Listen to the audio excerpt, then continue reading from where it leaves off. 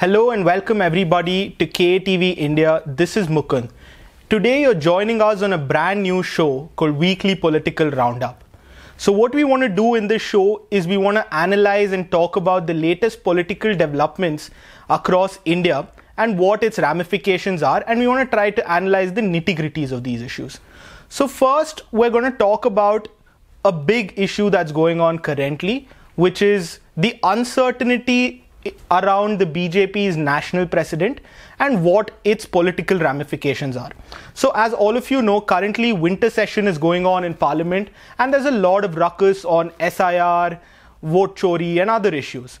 But one thing that we have to observe here is that the Home Minister Amit Shah is always in Parliament and he's taking continuous meetings with various political representatives.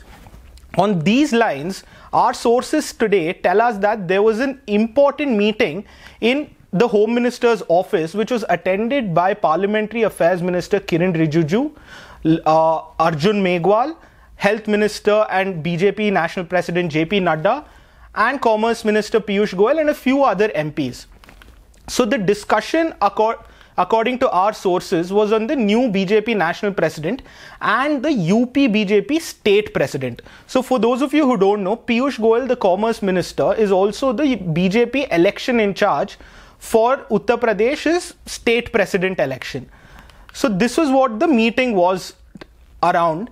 And as all of you know, for the national president election to take place in the Bharatiya Janata Party, you need BJP state presidents to be confirmed from multiple states, and states like Karnataka, Uttar Pradesh and a few others have still yet to confirm their state president. So in the meeting, a few MPs from Uttar Pradesh told Amit Shah that there are other parallel meetings going on in Lucknow between BJP state leaders and the RSS. So Amit Shah, according to these reports, has told the people in that meeting that the issue of UP BJP state president has already been decided and it will be announced in a very short period of time, and Piyush Goyal is now the election in charge and he will go to Lucknow very soon and the new BJP state president will be announced. So he also said that the new BJP UP state president will be someone who is very experienced, intelligent, and there won't be any surprises hearing this name. So there are a lot of names on the shortlist for UP BJP president, but we're not going to get into that. The big political question now is that how will the equation between the new UP BJP state president and the current chief minister of Uttar Pradesh, Mr. Yogi Adityanath, be?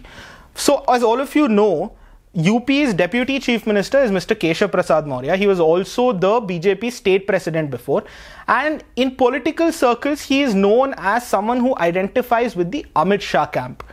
So political rumors also say that the deputy chief minister and the chief minister did not get along in the 2024 general election, which was the Lok Sabha elections, and that is why the BJP got poor results in the state of UP.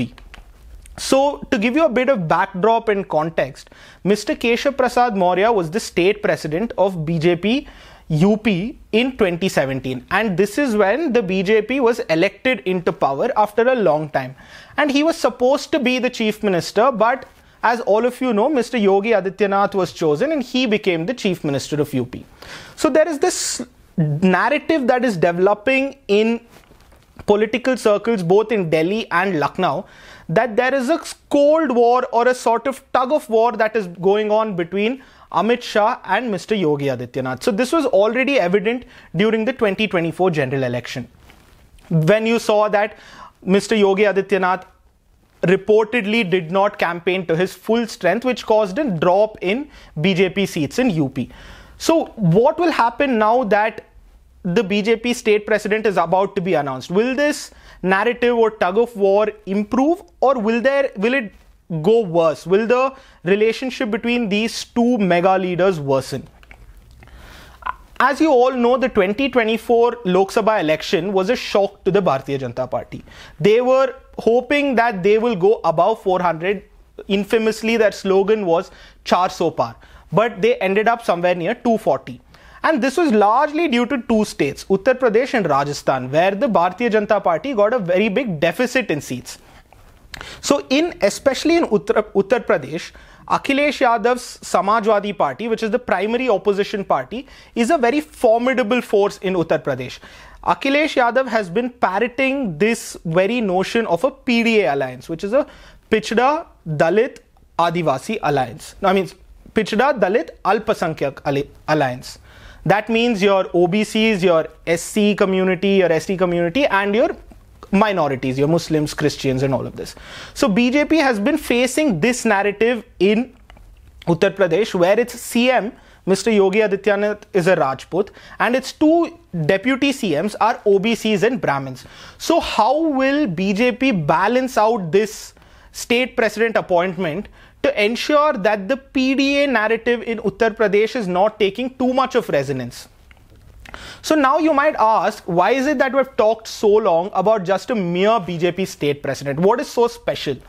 So, as I told you before, until the appointments of these state presidents are done, the BJP national president cannot be elected. So, state presidents of Uttar Pradesh especially carry a special significance when it comes to the appointment of a national president.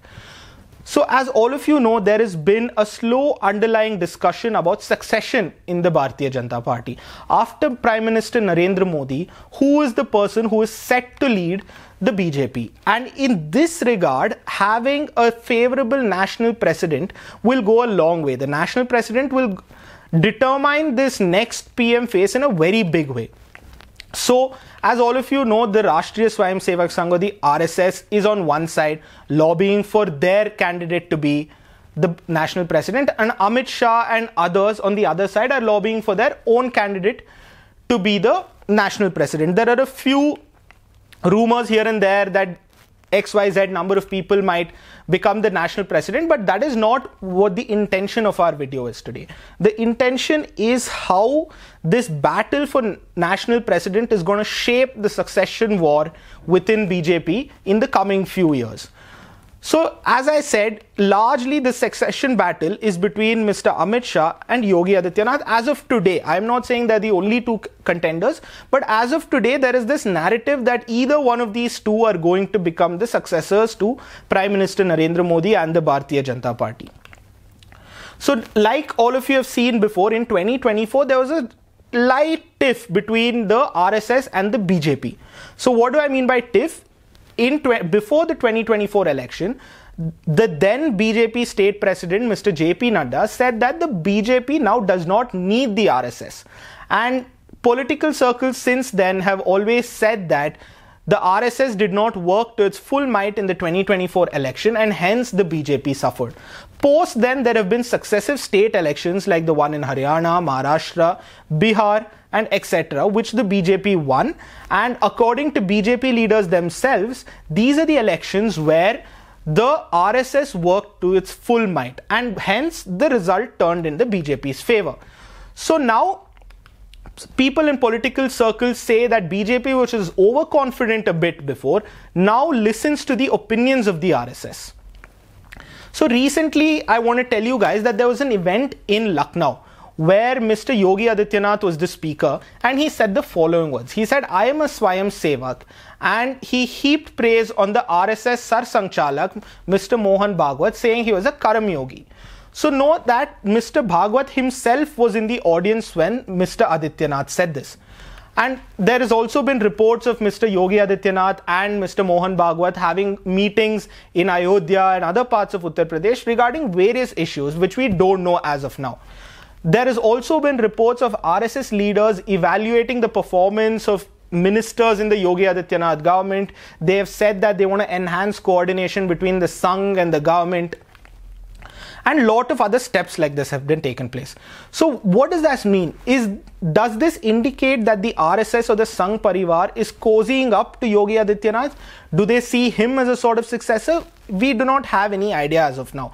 But a small anecdote, the RSS or the Sangh Parivar has always kept its distance from leaders who are outside the Parivar.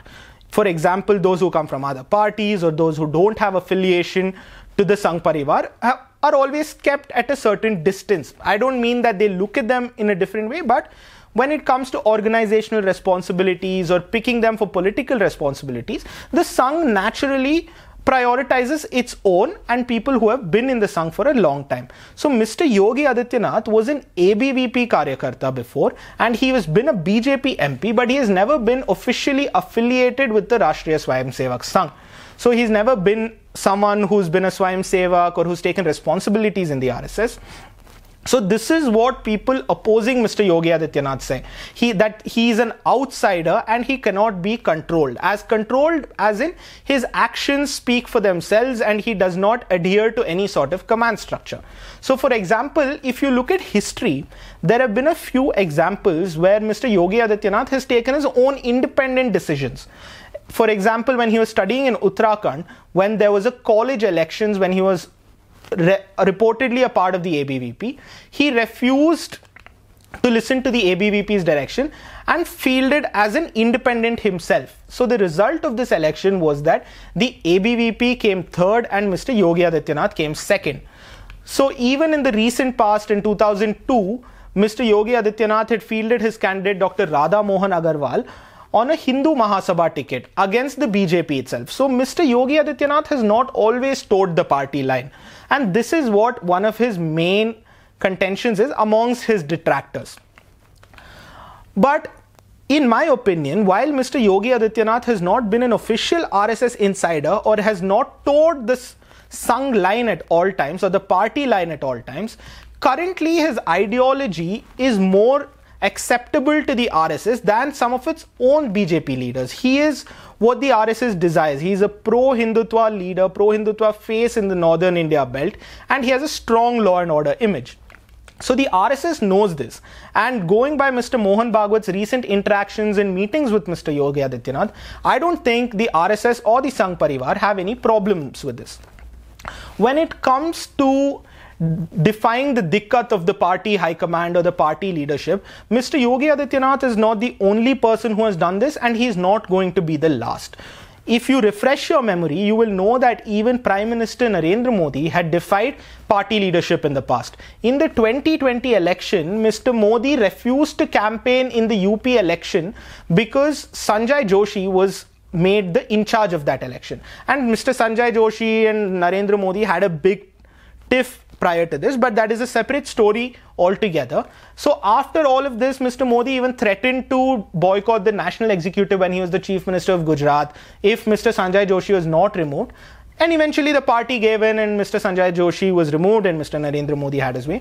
So what I'm trying to say is that not listening to the party or doing as your own independent decisions desire is not something that is unique to Mr. Yogi Adityanath. He's not the last person who's going to do it. Mr. Modi has also done it before and several others will do it. So am I trying to draw parallel between Mr. Modi or Yogi Adityanath? No, definitely not. They have come through two different paths. Mr. Yogi Adityanath came through a more mutt MP and political career, where Mr. Modi was a pracharak and he came through the organizational hierarchy. And Mr. Modi was also officially affiliated with the RSS, while Mr. Yogi Adityanath was not.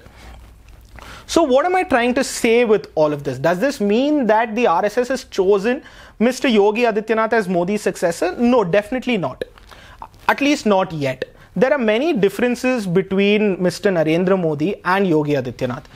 Mr. Narendra Modi spent years as a pracharak and he spent even more years as an organizational man. He had hold and his own people within the BJP and RSS organization. He had managed elections in Himachal, Haryana, Gujarat, UP and X number of places. So he had his own people within the party organization, which Mr. Yogi Adityanath has never had. Mr. Narendra Modi also had the patronage of then BJP leader Mr. Lal Krishna Advani, and Yogi does not have any sort of patronage above him, nor does he have any of his men sitting in Delhi or other parts of the country trying to lobby for his position or trying to put his position forward. So this is a big difference between the then Narendra Modi image and currently Yogi Adityanath's image. So what has Yogi Adityanath got going for him? He has a robust following amongst pro-Hindutva voters.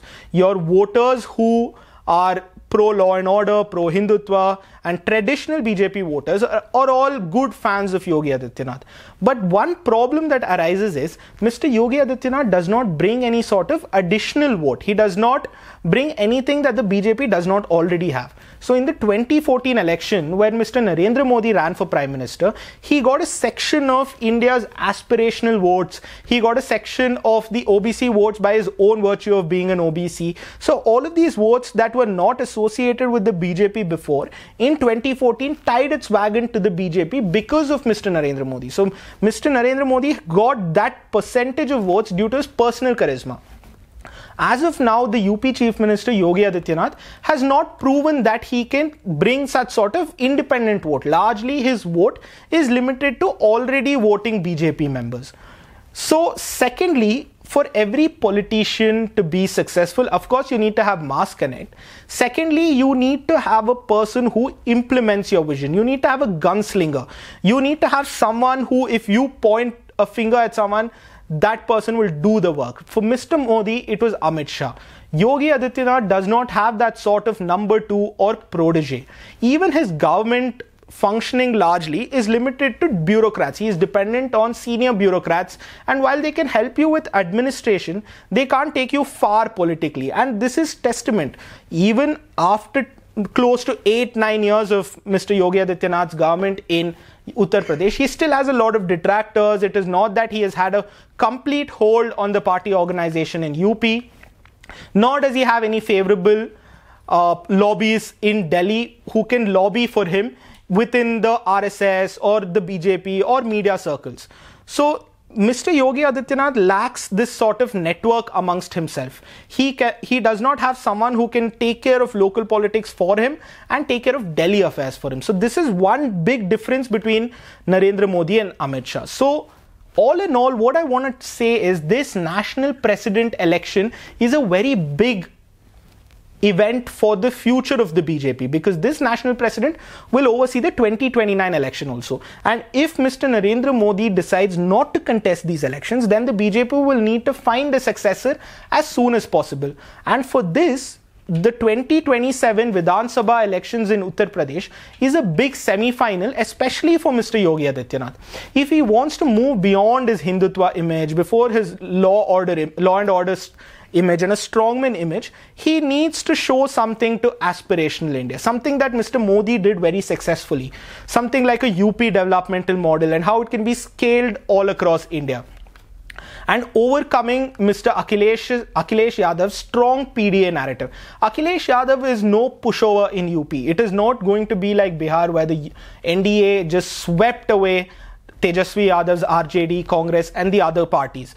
Akhilesh Yadav is a very wily political operative, and UP elections is not going to be as straightforward as the other elections that the BJP has undertook so far. So for Yogi Adityanath to overcome this PDA narrative will allow him to emerge out from his caste image. He is primarily a forward caste leader. So if you beat Mr. Akhilesh Yadav's PDA narrative, then you have this bank that, look, I have the support of OBCs, minorities and backward classes in my state.